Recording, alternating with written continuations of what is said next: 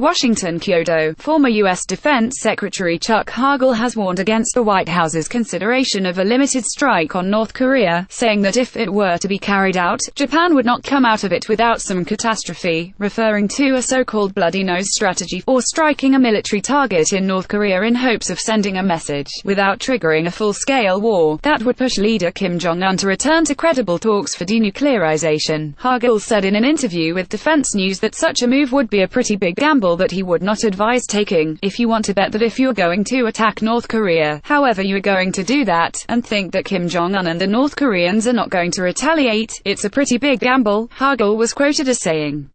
I wouldn't want to take that gamble. Aside from imposing sanctions on North Korea in coordination with other countries, President Donald Trump's administration is considering the strategy as part of measures to compel North Korea to give up its pursuit of nuclear weapons and ballistic missiles. Proponents argue it would deter Pyongyang from additional nuclear and missile tests, while opponents believe it would spark a wider war. Hagel said that if it came to a military conflict, the United States would prevail. But the question of what winning looks like concerns him. According to Defense News, there would be literally millions of people dead in South Korea, tens of thousands of Americans dead. The former Pentagon chief was quoted as saying, "We have 30,000 troops along the DMZ plus other Americans there as well," he said, in reference to the demilitarized zone dividing North and South Korea.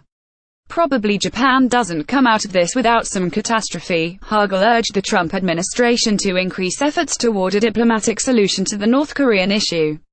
Engagement is not surrender or appeasement, he said. Let's cut the rhetoric, let's cut the tension, let's cut the nonsense and bravado, and let's get busy and start following what the South Koreans are doing in finding openings with the North, he said.